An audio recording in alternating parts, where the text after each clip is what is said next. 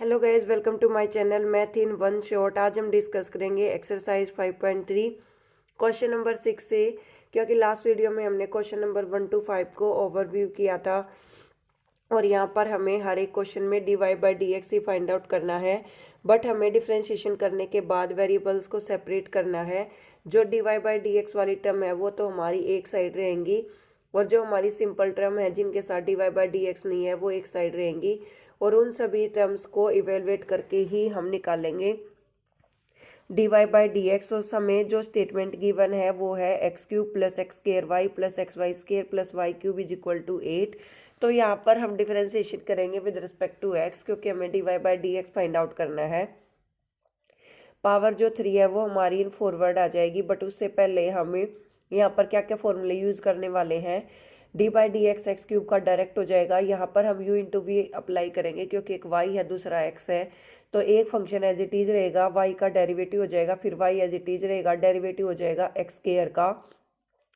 Similarly x × y² में भी यही अप्लाई होगा।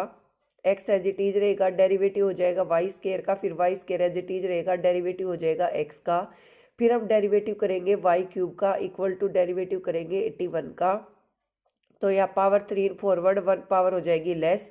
फिर यहाँ पर x² as it is, y का हो गया dy/dx, फिर y as it is power 2 in forward 1 power हो जाएगी लेस। फिर x एज इट इज या power 2 in forward 1 power less और y का हो जाएगा dy/dx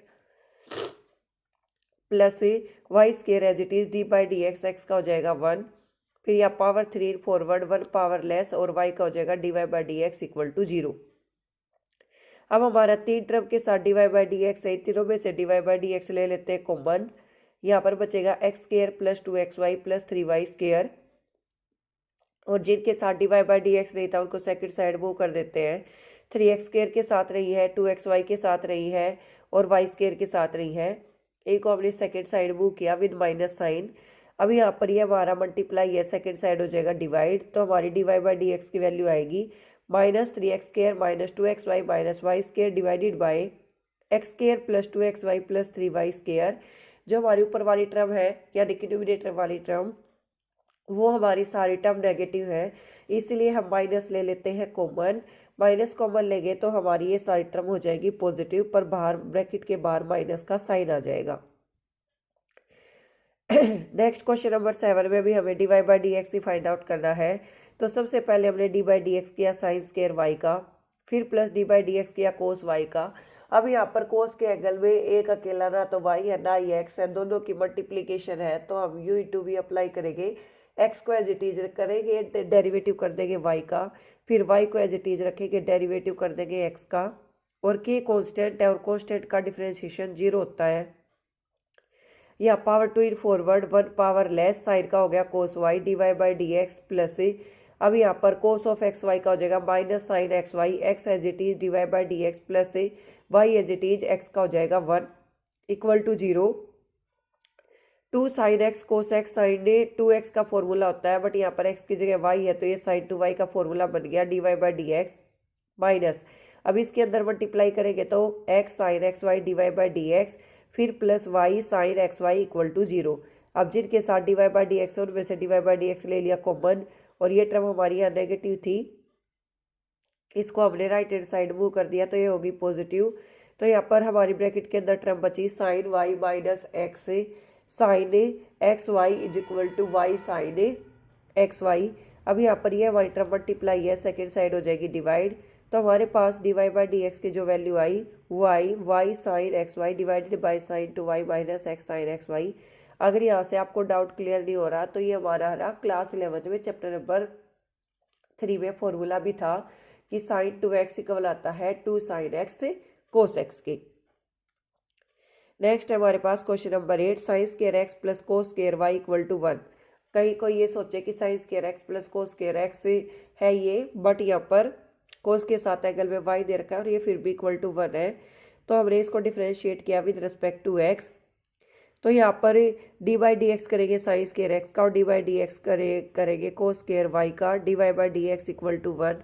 अब हम साइन के केस में power 2 in forward 1 power less, यानी कि sin² था तो ओनली साइन बच जाएगा cos x।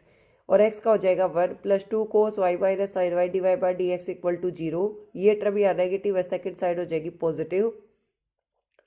यहाँ पर हम दोबारा से वही चीज़ पुट करेंगे, 2 साइन एक्स कोस एक्स किसके इक्वल आएगा, साइन 2x के, और ये साइन 2y के। तो जो हमारा डिवाइड बाई डी एक्स है उसकी वैल्यू आई sine 2x divided by sine 2y। जहाँ पर हमारा फॉर्मूला जो है वो सब्स्टिट्यूट हो रहा है, तो वहाँ पर हम फॉर्मूले को सब्स्टिट्यूट करेंगे ही करेंगे कि यहाँ पर हम इतनी सारी बड़ी टर्म की जगह ऐसे शॉर्ट में फॉर्मूला भी पुट कर सकते हैं। नेक्स्ट हमारे इनवर्स ट्रिग्नोमेट्री के क्वेश्चंस जो है वो स्टार्ट हो जाते हैं कि इनवर्स ट्रिग्नोमेट्री में यहाँ पर हमें चैप्टर नंबर 2 में इसी सेम क्लास में जो फॉर्मूले पढ़ के आए हैं उन्हीं का यूज़ कर रहे हैं। y equal to sine inverse 2x by 1 plus x square. यहाँ पर हमने x की जगह टेन थीटा रखा, क्योंकि टेन थीटा रखने से साइन 2 थीटा का टेन की फॉर्म में फॉर्मूला हो जाएगा, साइन ऑफ 2 थीटा का टेन की फॉर्म में। तो 2 tan theta divide by 1 plus ten square theta, जिसको हम लिख सकते हैं साइन ऑफ 2 थीटा। साइन से साइन हो जाएगा कट, और यहाँ पर थीटा की वैल्यू निकालें तो यहाँ पर टेंजेंट पॉजिटिव है, सेकंड साइड हो जाएगी पावर नेगेटिव, यानी कि टेंजेंट इनवर्स एक्स। फिर हम लिखेंगे y equal to sine inverse sine of 2 theta, y is equal to sine से sine cut 2 into theta, y equal to 2 tan inverse x. अब 2 कॉन्स्टेंट है वो एज इट इज रहेगा, टेन इनवर्स एक्स का derivative हो जाएगा 1 by 1 plus x square. तो हमारा d y by d x है वो हमारा किसके इक्वल आएगा, 2 बाई 1 प्लस एक्स स्क्वायर के। देखो वैसे तो साइन ऑफ 2 थीटा का फॉर्मूला होता है 2 साइन थीटा कोस थीटा, और अगर टेन की फॉर्म में निकालें तो 2 tan theta divided by 1 plus ten square theta, ये भी हम यूज़ कर सकते हैं। क्वेश्चन नंबर 10 में हमें दे रखा है y equal to tan inverse 3x minus x cube divided by 1 minus 3x square.